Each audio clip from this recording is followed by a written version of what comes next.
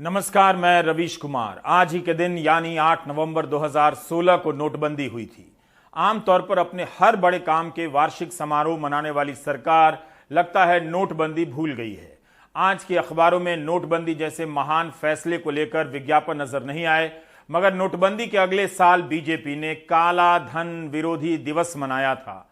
अचानक लिया गया यह फैसला इतना भयावह था कि लोगों के हाथ में जमा पूंजी उड़ गई।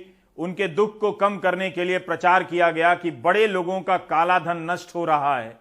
गरीब और आम लोगों ने राहत की सांस ली कि उनका थोड़ा चला गया तो क्या हुआ, मगर अमीर लोगों का काला धन नष्ट हो रहा है। इस फैसले का बीजेपी को राजनीतिक लाभ मिला। 2017 के यूपी चुनाव में जबरदस्त सफलता मिली। नोटबंदी को लेकर जनता को जो तबाही झेलनी पड़ी, उसकी कथा जीत के जश्न में भुला दी गई। सरकार कभी नोटबंदी का जश्न क्यों नहीं मनाती है? मनाएगी तो बताना पड़ेगा कि यह फैसला क्यों लिया गया, नतीजा क्या निकला। भारत के इतिहास में नोटबंदी का फैसला अभी तक एक ऐसे रहस्य की तरह है जिसके बारे में किसी को साफ साफ पता नहीं है।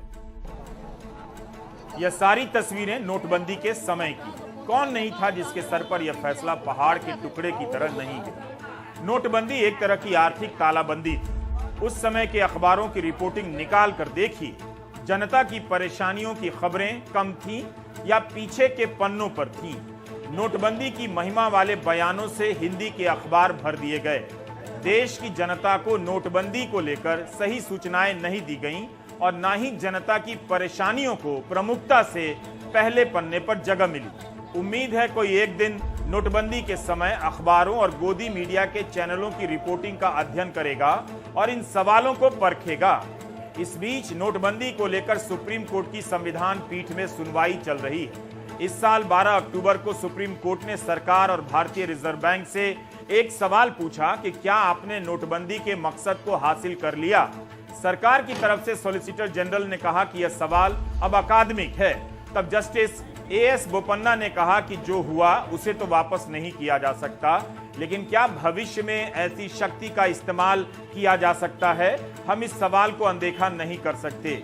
नोटबंदी के फैसले को लेकर 58 याचिकाएं दायर की गई हैं।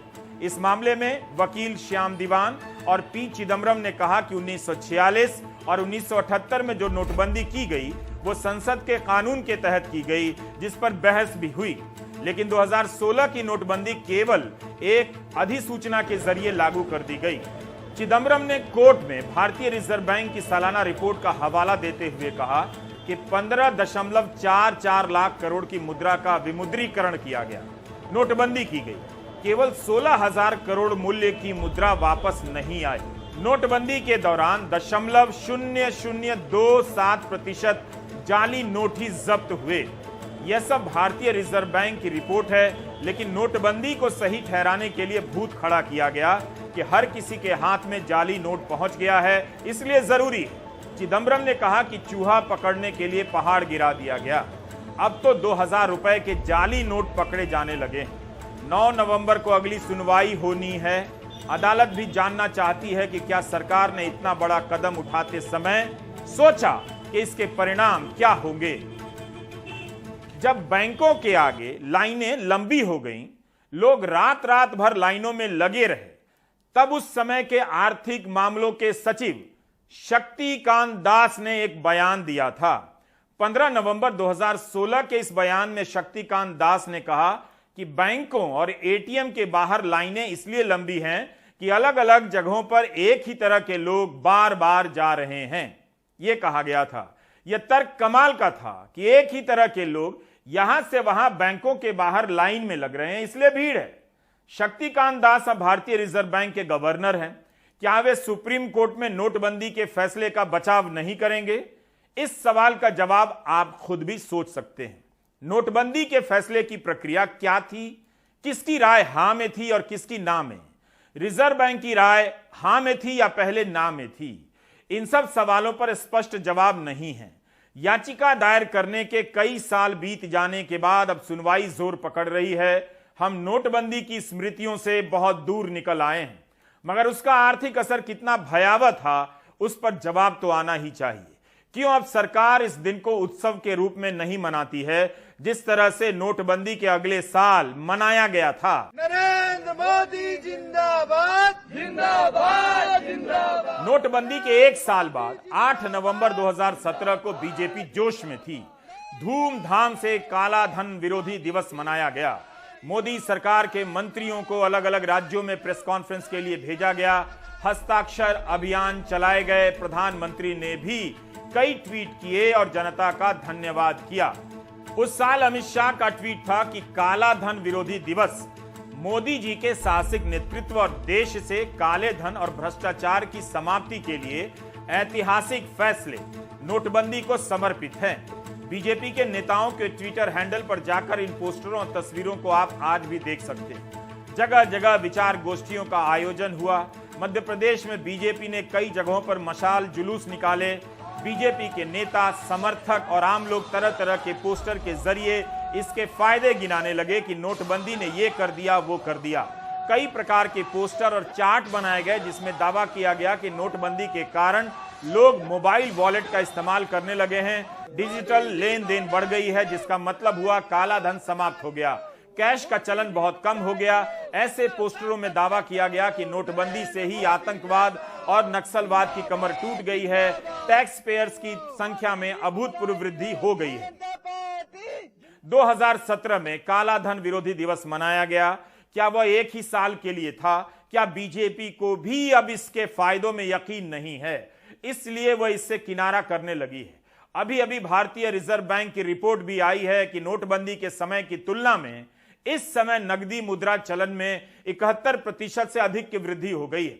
मिंट की रिपोर्ट है कि 21 अक्टूबर 2022 को लोगों के हाथ में जो नकदी थी उसका मूल्य करीब 31 लाख करोड़ का था। रिजर्व बैंक के डेटा के अनुसार 4 नवंबर 2016 को 17.7 लाख करोड़ की नकदी चलन में थी। यह तब हुआ जब इसी के साथ साथ डिजिटल लेन देन की संख्या भी बहुत बढ़ी है। जाहिर है कैश को खत्म करने का नोटबंदी का मकसद फेल हो गया। नकदी मुद्रा के चलन को काला धन से जोड़ा गया। तो क्या अब माना जाए कि इस समय काला धन का चलन बढ़ गया है? 8 नवंबर 2016 को प्रधानमंत्री ने साफ साफ कहा था कि देश में कैश का अत्यधिक सर्कुलेशन का एक सीधा संबंध भ्रष्टाचार से है।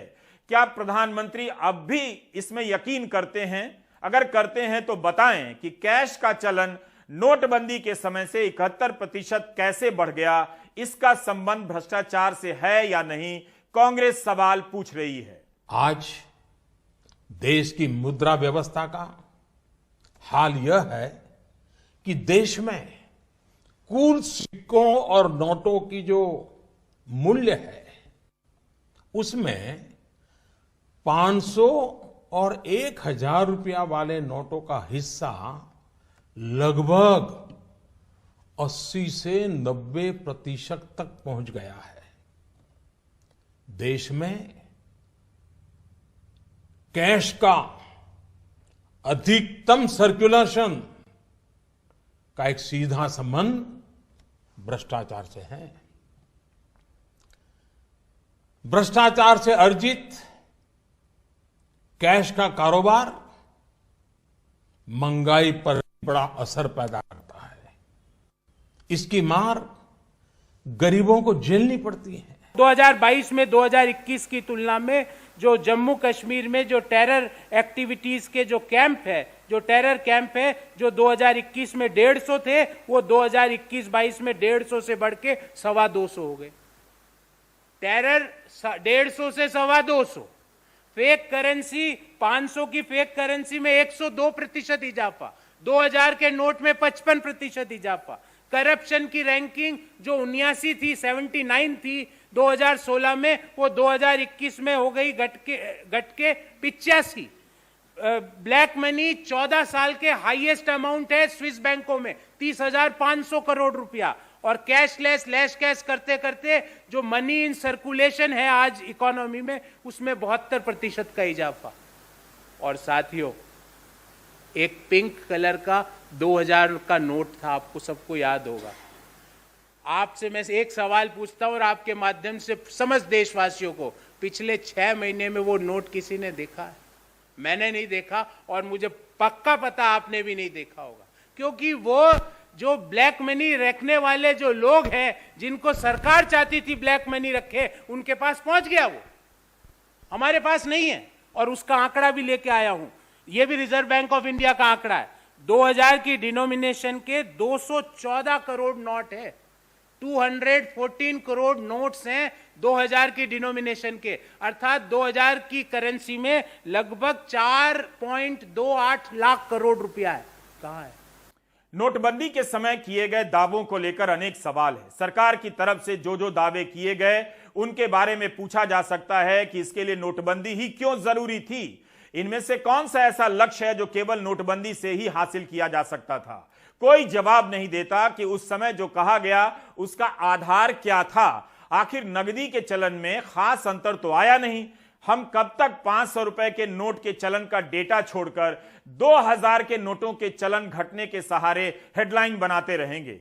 मूल बात है कि नकदी का चलन नोटबंदी के समय से काफी बढ़ गया है, थोड़ा बहुत नहीं बल्कि बहुत ज्यादा। ये सारी खबरें इस साल की हैं। मीडिया रिपोर्ट में कहा गया है कि 2000 के नोटों के चलन में कमी आ रही है। भारतीय रिजर्व बैंक ने अपनी सालाना रिपोर्ट में कहा है कि 31 मार्च 2022 तक जितने भी नोटों का मूल्य चलन में है उसका 87.1% हिस्सा 500 और 2000 के नोटों का है। यह भी 31 मार्च 2021 की तुलना में बढ़ गया है, तब 85.7% था। क्या ये बहुत बड़ी कमी है? रिजर्व बैंक की रिपोर्ट है कि 2020 में कुल नोटों की मूल्य में 500 के नोटों का चलन 60.8% था, जो 2022 में बढ़कर 73.3% हो गया। आपने अभी सुना कि प्रधानमंत्री ने कहा कि देश में कुल सिक्कों और नोटों के मूल्य में 500 और 1000 रुपए वाले नोटों का हिस्सा लगभग 80 से 90% तक पहुंच गया है। देश में कैश का अत्यधिक सर्कुलेशन का एक सीधा संबंध भ्रष्टाचार से है।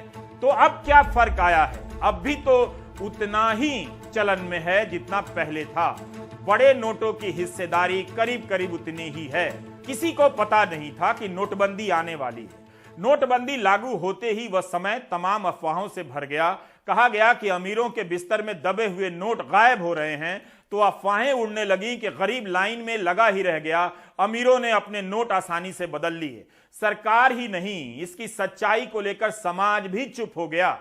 बैंकों के भीतर जिन अफसरों ने उस समय सच को देखा वे भी चुप हो गए। इसलिए नोटबंदी का फैसला रहस्य की तरह लगता है। इस खेल से किसकी जेब कट गई और किसकी जेब भर गई आपके लिए जानना जरूरी है। 8 नवंबर 2016 की रात 8 बजे प्रधानमंत्री नरेंद्र मोदी ने जो भाषण दिया उसकी कॉपी आप पढ़िए। उसमें उन्होंने नहीं कहा था कि नोटबंदी से करदाताओं की संख्या बढ़ेगी, लेकिन नोटबंदी के अगले साल इसे लेकर दावे किए जाने लगे कि करदाताओं की संख्या में अभूतपूर्व वृद्धि हो गई है। यह ट्वीट तो शिवराज सिंह चौहान का ही है। 10 नवंबर 2017 के रोज अपने इस ट्वीट में मुख्यमंत्री ने दावा किया है कि नोटबंदी से होम लोन कम हो गया है। असल में किसी को पता नहीं था कि यह क्या फैसला है, इसका बचाव कैसे करना है, तो जिसे जो मन आ रहा था उससे जोड़कर नोटबंदी के फायदे बताने लगा। अगर नोटबंदी से होम लोन सस्ता होता है तो इस समय होम लोन महंगा हो रहा है। क्या शिवराज सिंह चौहान प्रधानमंत्री से मांग करेंगे कि जनता को महंगे होम लोन से राहत देने के लिए फिर से नोटबंदी थोप दी जाए? जो नहीं कहा गया उसका भी दावा किया गया ताकि नोटबंदी को महान बताया जा सके। अब तो कोई नाम भी नहीं लेता। प्रधानमंत्री ने अपने भाषण में आतंकवाद, काला धन, जाली नोटों का जिक्र किया था। यह हिस्सा सुना रहा हूं ताकि आपकी नजर में यह बात रहे कि प्रधानमंत्री ने कौन कौन से मुख्य लक्ष्यों को सामने रखा। आज मध्यरात्रि यानी 8 नवंबर 2016 की रात्रि को 12 बजे से वर्तमान में जारी 500 रुपए और 1000 रुपए के करेंसी नोट लीगल टेंडर नहीं रहेंगे, यानी ये मुद्राएं कानूनन अमान्य होगी। 500 और 1000 रुपये के पुरानी नोटों के जरिए लेन देन की व्यवस्था आज मध्यरात्रि से उपलब्ध नहीं होगी।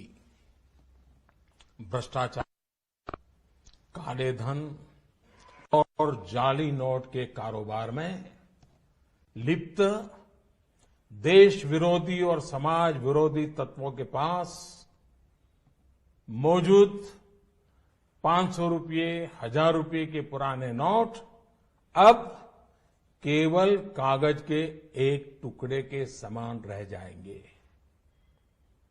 ऐसे नागरिक जो संपत्ति मेहनत और ईमानदारी से कमा रहे हैं, उनके हितों की और उनके हक की पूरी रक्षा की जाएगी। ध्यान रहे कि 100 रुपये, 50 रुपये, 20 रुपये, 10 रुपये, 5 रुपये, 2 रुपये और 1 रुपया का नोट और सभी सिक्के नियमित है और लेन देन के लिए उपयोग हो सकते हैं, उस पर कोई रोक नहीं है। हमारे यह कदम देश में भ्रष्टाचार, काला धन एवं जाली नोट के खिलाफ हम जो लड़ाई लड़ रहे हैं, सामान्य नागरिक जो लड़ाई लड़ रहा है, उसको इससे ताकत मिलने वाली है। 8 नवंबर को यही बताया गया कि नोटबंदी का मकसद है काला धन समाप्त करना, भ्रष्टाचार मिटाना और जाली नोटों का चलन खत्म करना।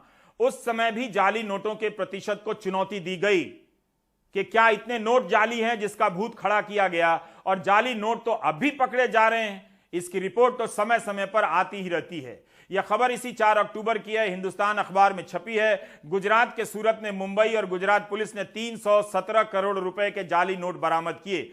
इस रकम में 67 करोड़ रुपए के चलन से बाहर हो चुके 500 और 1000 रुपए के नोट भी थे।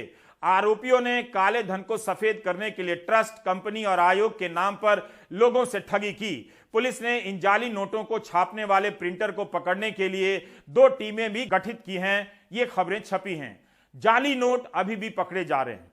इसी साल मई में भारतीय रिजर्व बैंक की रिपोर्ट आई कि 500 के जाली नोटों की संख्या में 102% की वृद्धि हुई है। 2000 के जाली नोटों की संख्या में 55% की वृद्धि हुई है। जाली नोटों के बाद भ्रष्टाचार पर आते हैं। अगर नोटबंदी से भ्रष्टाचार खत्म हुआ होता तो इसके 5 साल बाद आजादी के 75वीं सालगिरह पर प्रधानमंत्री को भ्रष्टाचार से लड़ने का आह्वान नहीं करना पड़ता। प्रधानमंत्री ने देश को नहीं बताया कि नोटबंदी अगर भ्रष्टाचार के खिलाफ निर्णायक लड़ाई थी तो उसका नतीजा क्या निकला। क्यों उन्हें इस साल 15 अगस्त के दिन कहना पड़ा कि भारत की 2 बड़ी चुनौतियां हैं, जिसमें से भ्रष्टाचार एक है। कहते हैं कि भ्रष्टाचार देश को दीमक की तरह खा रहा है, लेकिन क्या उन्हें याद नहीं कि इस दीमक को तो नोटबंदी से ही मिट जाना था। प्रधानमंत्री 15 अगस्त के भाषण में कहते हैं कि भ्रष्टाचार के खिलाफ हम एक निर्णायक कालखंड में कदम रख रहे हैं। शब्दों पर गौर कीजिए। क्या प्रधानमंत्री को याद नहीं कि नोटबंदी को भी उन्होंने निर्णायक लड़ाई कहा था? तो फिर क्या हुआ?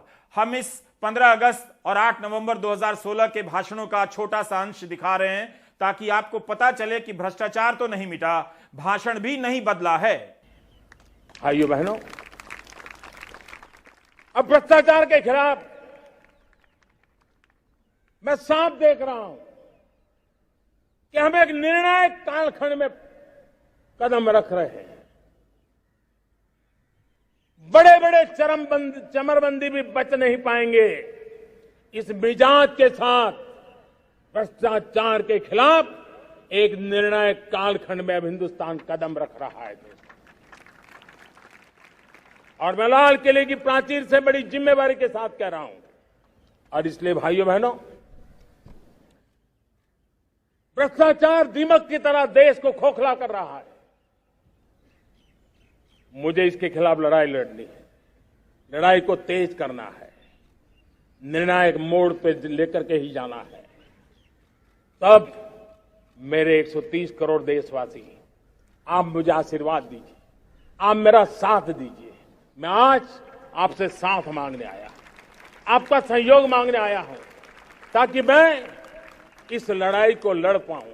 ऐसे करोड़ों भारतवासी जिनके रग रग में ईमानदारी दौड़ती है, उनका मानना है कि भ्रष्टाचार, काले धन, बेनामी संपत्ति, जाली नोट और आतंकवाद के खिलाफ निर्णायक लड़ाई होनी चाहिए।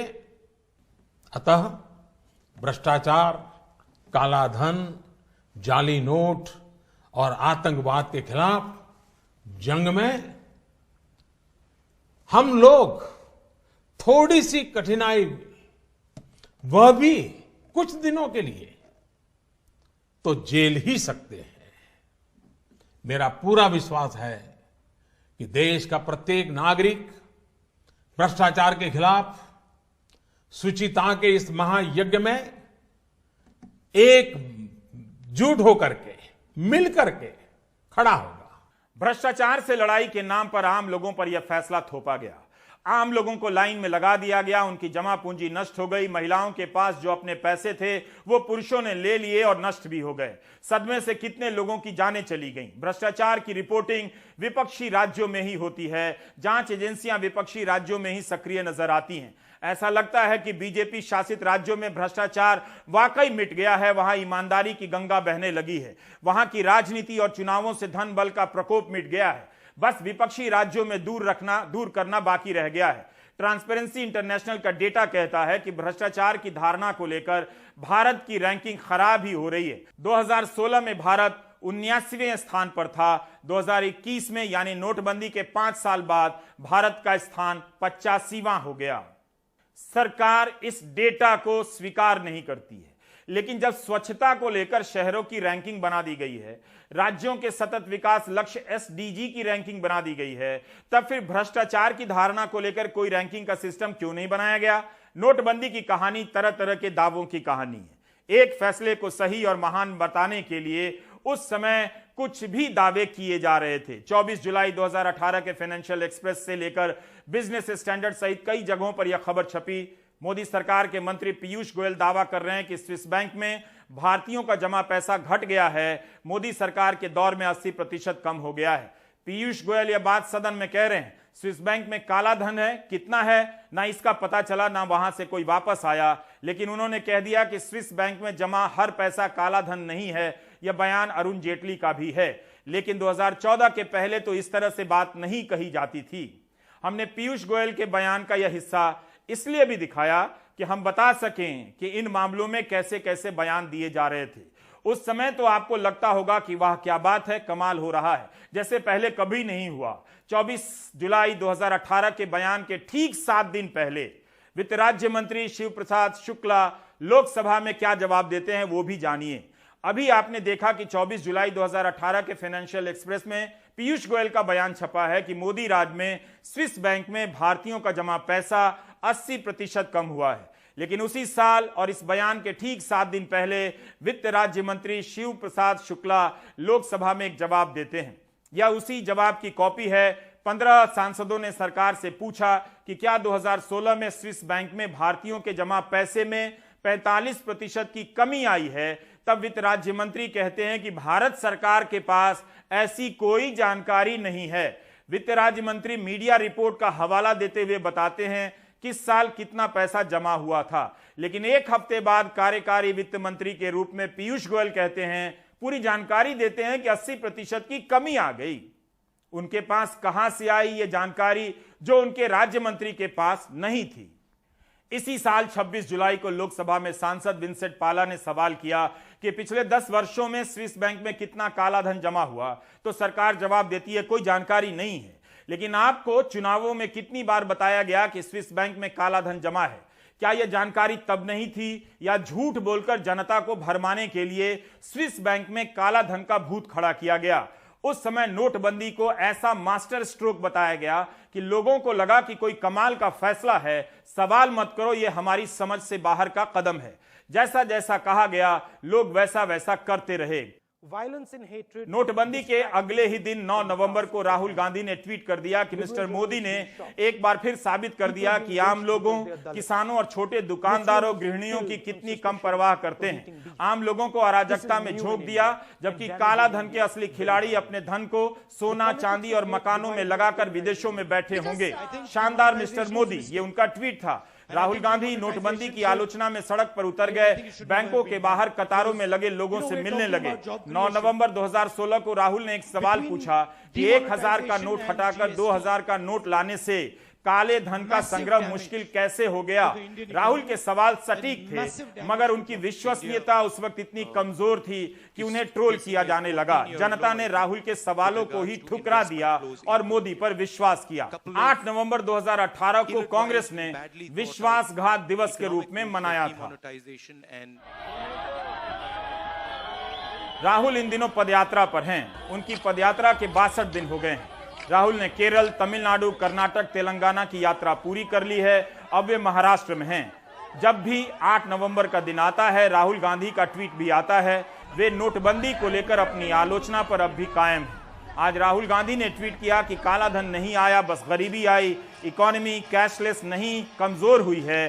राजा ने नोटबंदी में 50 दिन का झांसा देकर अर्थव्यवस्था का डिमोलिशन कर दिया। आपको याद होगा, नोटबंदी के समय प्रधानमंत्री ने देश से 50 दिन का समय मांगा था, लेकिन अब नहीं बताते कि यह फैसला क्यों लिया गया। आज राहुल गांधी ने अपने पुराने बयानों का वीडियो ट्वीट किया है कि तब और उस वक्त उन्होंने क्या क्या कहा था। प्रधानमंत्री आए, नोटबंदी की, आपको कहा काले धन के खिलाफ लड़ाई है, पूरा देश बैंक के सामने खड़ा था। This step has resulted in a massive inconvenience to large numbers of poor people. काले धन के खिलाफ कुछ नहीं हुआ। नोटबंदी कोई गलती नहीं थी, नोटबंदी आपके ऊपर आक्रमण था। नरेंद्र मोदी जी ने देश की जनता का पैसा लेकर सीधा हिंदुस्तान के सबसे बड़े क्रोनी कैपिटलिस्ट के जेब में डाला। The intention was to help the most corrupt people in this land change their money from black to white. करोड़ों लोगों का रोजगार नष्ट कर दिया, नोटबंदी करके देश की इकोनॉमी की धज्जियां उड़ा दी। The way scheme of monetization has been implemented will hurt agricultural growth in our country, will hurt small industry, and my own feeling is GDP of the country can decline by about 2 percentage point as a result of what has been done. इन्होंने 2 हिंदुस्तान बनाने के लिए किया है, एक अमीरों का हिंदुस्तान और दूसरा हिंदुस्तान जिसमें लाखों करोड़ लोग रहते हैं, गरीबी में रहते हैं।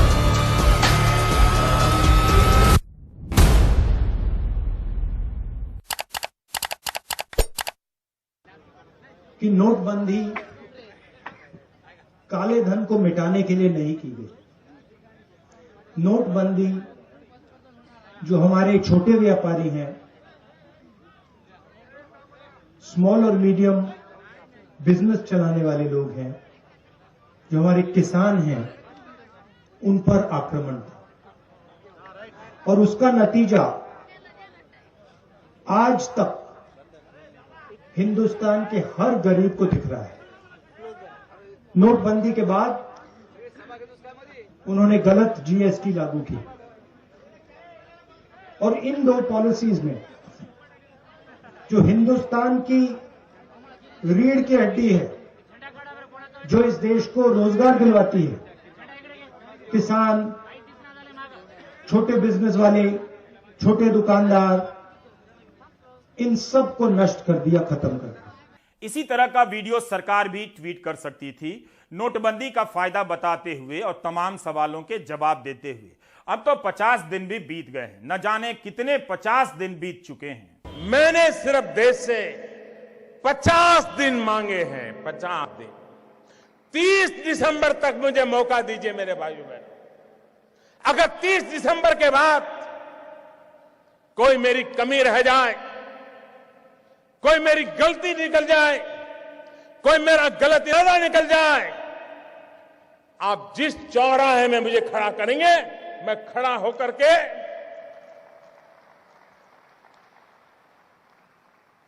देश जो सजा करेगा वो सजा भुगतने के लिए तैयार हूं। आखिर केंद्र सरकार और भारतीय जनता पार्टी नोटबंदी के फायदे को लेकर उत्साहित क्यों नजर नहीं आते? इस फैसले का साथ देश ने दिया ही। सबको लगा कि आजादी की लड़ाई जैसी कोई लड़ाई है, साथ देते हैं, हम भी लड़ते हैं, मगर मिला क्या? इस नोटबंदी से कौन सा ऐसा मकसद पूरा हुआ जो केवल नोटबंदी से ही हासिल हो सकता था? दूसरा कोई रास्ता नहीं था। हर बड़े मकसद को आप चुनौती दे सकते हैं, पूछ सकते हैं कि नोटबंदी ही क्यों जरूरी थी। 50 दिनों तक आम लोग बैंकों के बाहर लाइनों में लगे रहे, नोट नहीं बदले जाने के सदमे से बीमार होते रहे, मरते रहे। मीडिया रिपोर्ट के अनुसार नोटबंदी के दौरान 150 से अधिक लोग मर गए। वीणा देवी के पति सब्जी बेचा करते थे, लाइन में लगे रहे और सदमे से गुजर गए। वीणा देवी अकेली हो गईं। ऐसे अनेक लोगों के काम धंधे छूट गए, जीडीपी को गहरा धक्का पहुंचा और कई धंधे बंद हो गए। नोटबंदी के बाद centre for monitoring Indian economy की रिपोर्ट ने बताया कि जनवरी से अप्रैल के बीच 15 लाख लोगों की नौकरियां चली गई थीं। सबसे ज्यादा मार पड़ी औरतों पर, जिनके पास घर खर्च से बचाए गए बरसों की पूंजी थी। उनका पैसा सामने आ गया और नष्ट हो गया।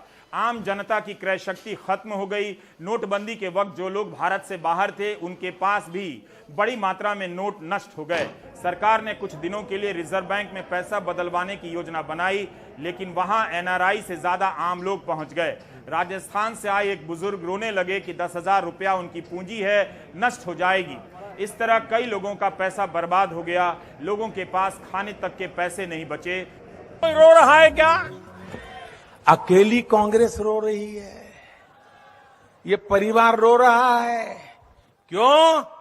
उनका 4 पीढ़ी का जमा कराया चला गया, इसलिए रो रहे हैं, आंसू नहीं सूख रहे। अरे जवान जोध बेटा मर जाता है तो भी बूढ़ा बाप साल भर में संभल जाता है। इनका कितना लूट गया होगा कि 2-3 साल के बाद भी अभी संभल नहीं पा रहे हैं। सारे सवाल प्रधानमंत्री की चुनावी सफलता की आड़ में पीछे धकेल दिए जाते हैं। शायद हम इस दौर में कभी न जान पाएं कि इसके पीछे किस तरह की मंशा थी जो जनता के सामने रखी गई। उसका क्या हुआ, उसका हाल आप देख भी रहे हैं।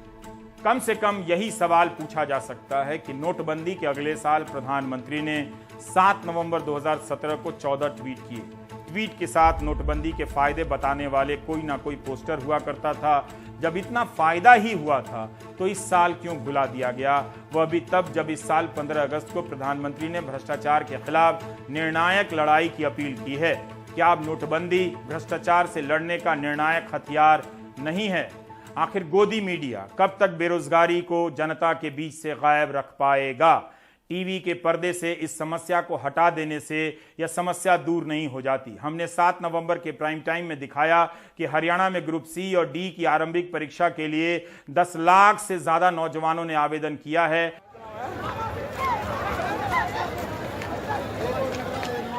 बसों के भीतर और ऊपर छत पर सवार किसी तरह परीक्षा केंद्रों तक पहुंच सके। छात्रों की इन तस्वीरों को देखकर आप समझ सकते हैं कि बेरोजगारी का आलम क्या है। यह उसी दौर में संभव हो रहा है जब कई सारे न्यूज चैनल आ चुके हैं, बहुत सारे मीडिया प्लेटफॉर्म हैं, लेकिन इसी दौर में बेरोजगारी चरम पर है और इसकी कोई चर्चा नहीं। Centre for monitoring Indian economy का नया आंकड़ा आ गया है। 5 नवंबर 2020 को गांवों में बेरोजगारी की दर बढ़कर 7.79% हो गई है। यह बहुत ज्यादा है। शहरों में 7.93% हो गई है। अक्टूबर महीने के 5 तारीख की तुलना में इस आंकड़े को देखें तो एक महीने में बेरोजगारी की दर बढ़ी ही है। अप्रैल और मई 2020 में बेरोजगारी की दर के बराबर इस समय बेरोजगारी की दर हो चुकी है। यह सवाल कौन करेगा? जो नहीं करता है उन चैनलों के पत्रकारों का हर तरफ स्वागत है।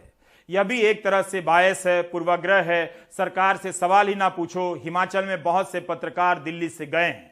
आप उनका कवरेज देख सकते हैं कि कौन पत्रकार बेरोजगारी और महंगाई को लेकर सवाल पूछ रहा है। मूल मुद्दे पर कोई बात नहीं कर रहा होगा। माहौल दिखाने के नाम पर इन सवालों को गायब कर दिया जाएगा।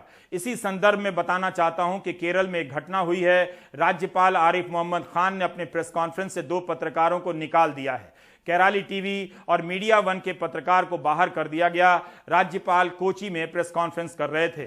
I won't talk to anybody from Kerala. If any camera is there, I will walk away. राज्यपाल आरिफ मोहम्मद खान ने मीडिया वन के पत्रकार से कहा कि शाहबानो केस में उनका जो स्टैंड था उसका बदला ले रहे हैं, उनके खिलाफ अभियान चला रहे हैं। पूरा गोदी मीडिया विपक्ष के खिलाफ अभियान चला रहा है। सुप्रीम कोर्ट तक ने कहा कि मीडिया में जो डिबेट हो रहा है उससे नफरत फैल रही है। क्या राज्यपाल आरिफ मोहम्मद खान इन चैनलों पर जाना बंद कर देंगे? क्या राज्यपाल आरिफ मोहम्मद खान सवाल करना चाहेंगे कि गोदी मीडिया विपक्ष को क्यों नहीं दिखाता है, क्यों बायस है?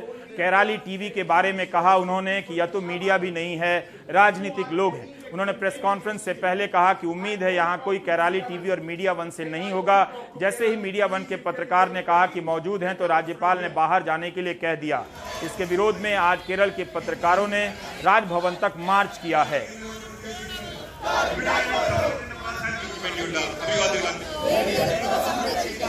गोदी मीडिया ही अब स्वतंत्र मीडिया है। वह हर तरह की जवाबदेही से स्वतंत्र है। उससे कोई नहीं पूछता कि आप विपक्ष को क्यों नहीं दिखाते, जनता के मुद्दों को क्यों नहीं दिखाते, सरकार से सवाल क्यों नहीं करते। यह सब आपको भी पता है। इसका असर 20 साल बाद पता चलेगा। अभी आप ब्रेक ले लीजिए।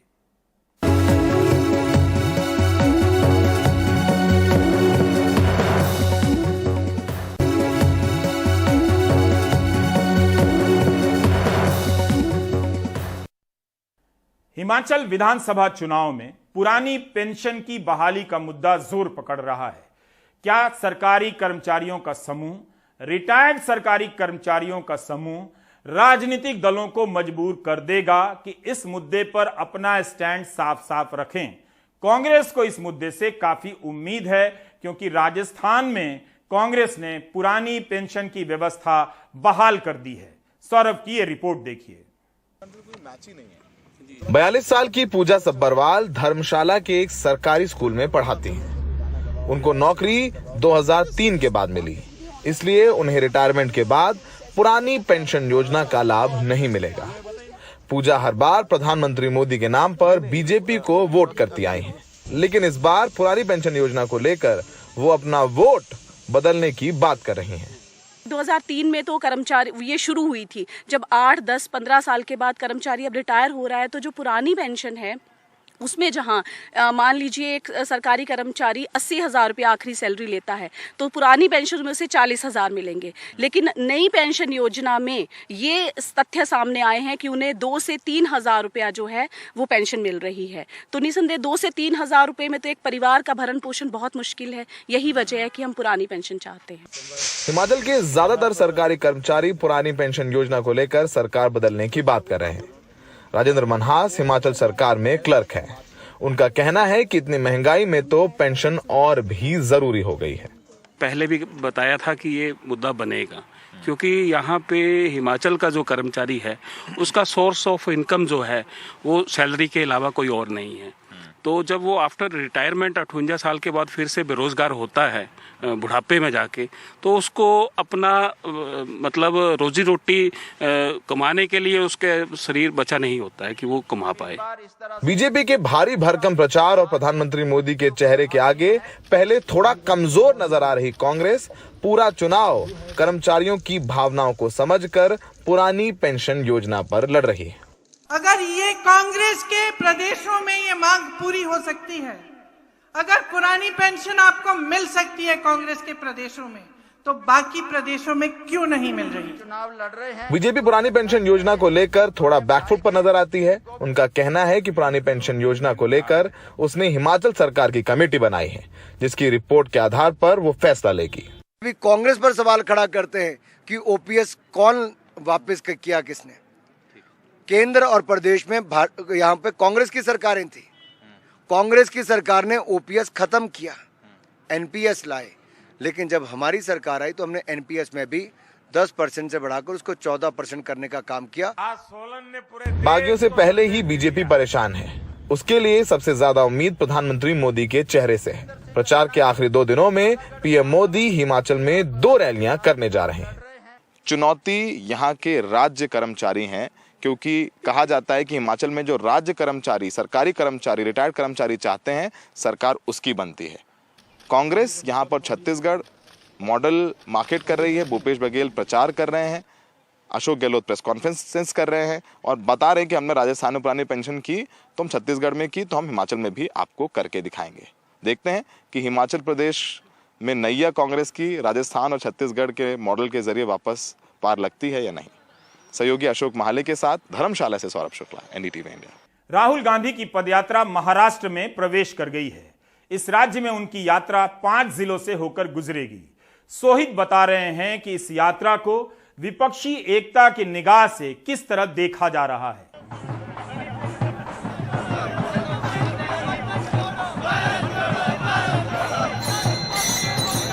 मंगलवार के दिन इसी तरह नाचते गाते राहुल गांधी की भारत जोड़ो यात्रा महाराष्ट्र के नांदेड़ से गुजरती नजर आई।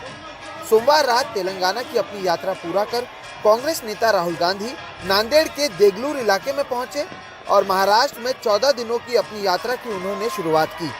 सोमवार रात छत्रपति शिवाजी महाराज की प्रतिमा पर अभिवादन के बाद राहुल गांधी ने केंद्र सरकार पर हमला बोला।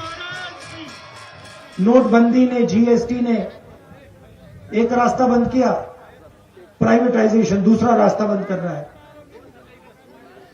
तो ये देश की हालत है और इन पॉलिसियों का लक्ष्य हिंदुस्तान की गरीब जनता को डराने का है, किसान को डराने का, मजदूर को डराने का, युवा को डराने का।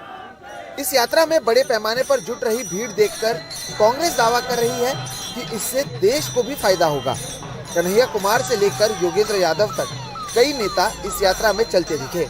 भारत जोड़ो यात्रा लोगों की भावनाओं को जोड़ने के लिए है, लोगों की उम्मीदों को जोड़ने के लिए है।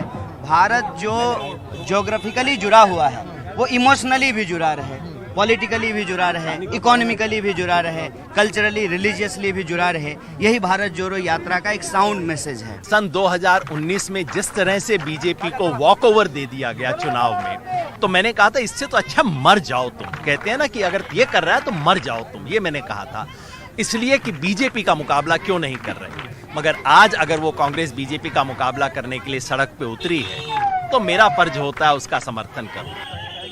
57 वर्षीय वृंदा शेरे स्वतंत्रता सेनानी परिवार से आती हैं। सन 1985 में वो राजीव गांधी से मिली थी और इस यात्रा में वो केवल राहुल गांधी से मिलने के लिए 2 दिनों से चल रही हैं। मंगलवार के दिन राहुल गांधी से उनकी मुलाकात हुई। हाँ, तो उन्होंने पूछा क्या हुआ, तो मैंने बोला बैक पेन है। So you are walking with the pain? मैंने बोला हाँ। फिर are you not treating it? तो मैंने बोला नहीं, it is beyond treatment because my entire spinal cord is damaged. Don't listen to doctors. ठीक है, मैं हंसी। फिर I kissed him on his cheek, उनको आशीर्वाद दिया and then I moved away from there. सोमवार को ये यात्रा महाराष्ट्र पहुंची और मंगलवार के दिन इस यात्रा में मौजूद सेवा दल के नेता कृष्ण कुमार पांडे की हार्ट अटैक के कारण मौत हो गई। नेताओं ने उन्हें श्रद्धांजलि देकर दिन भर की बची हुई यात्रा शांतिपूर्ण तरीके से जारी रखने का ऐलान किया। महाराष्ट्र के 14 दिनों की अपनी इस यात्रा में राहुल गांधी 5 जिलों का दौरा करेंगे और इस सब के बीच जो महाराष्ट्र के मुद्दे हैं, वो चाहे किसानों का मुद्दा हो या फिर महाराष्ट्र के जो प्रोजेक्ट्स हैं वो बाहर जाने का मुद्दा हो, वो राहुल गांधी उठाएंगे। इसके साथ ही आने वाले दिनों में महाविकास आघाड़ी यानी शिवसेना एनसीपी के भी नेता इस यात्रा से जुड़ेंगे। नांदेड़ से कैमरा पर्सन राजेंद्र दयालकर के साथ सोहित मिश्रा, एनडीटीवी इंडिया। आप देख रहे थे प्राइम टाइम। नमस्कार।